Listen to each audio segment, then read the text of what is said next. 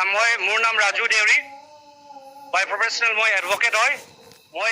আমাৰ শোণিতপুৰ 11 নং শোণিতপুৰ কনষ্টিটুৱেন্সিত মই আজি নমিনেশ্যন দাখিল কৰিবলৈ আহিছো আৰু মই ইয়াতে এটা মেছেজ এটা পাছ কৰি বিচাৰিছো যে বিভিন্ন পাৰ্টিয়ে দলে বলে নিজৰ ক্যান্ডিডেটক বিভিন্ন জায়গাৰ পৰা আহিছে তেখেতসকলক কি উদ্দেশ্য আছে আমি নাজানো আমাৰ বিপিএফৰ এটাই উদ্দেশ্য আমি নিজৰ আইডেন্টিটি কেনেকৈ আমি সেফ প্ৰটেক্ট কৰিম হেতু ইন্টেনশন আমি আইছো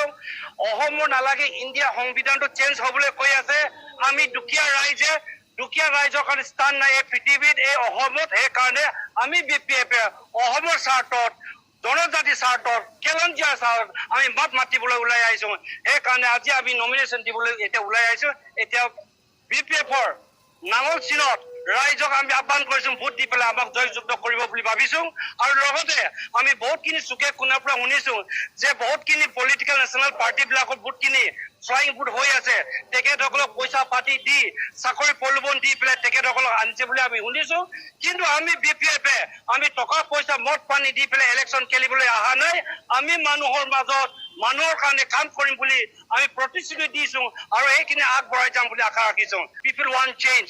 এই যে আপোনালোক আগত যে কংগ্ৰেছৰ দিনত আছিলে নহয় কি স্কিম আছিলে এতিয়া অৰুণোদয় আঁচনি লৈ পেলাই মানুহবিলাকক ব্লেকমেইল কৰাটো আমাক এনেকুৱা ব্লেকমেইলিং চিষ্টেমটো নালাগে আমাক এতিয়া পৰিৱৰ্তন নালাগে আমাৰ এমএলএ এমপি বিলাকে সদনত এটা মাত নামাতিলে বিজেপি এমএলএ আছে বিজেপি এমপি আছে সদনে এদিনো আমাৰ কাৰণে মাত নামাতিলে আমি কেলঞ্জিয়া মানুহৰ আমাৰ মাটি যিটো আইডেন্টিটি আছে মাটিৰ যিটো ৰাইট আছে সেইটো নেপালো আমাৰ জংঘলৰ ৰাইট যিটো ফৰেষ্ট ৰাইট বুলি কয় সেই ফৰেষ্ট ৰাইটটো নেপালে সদনত গৈ পেলাই শুই থকা সিয়ালক আমাক নালাগে আমাক লাগে সদনত who can speak English who can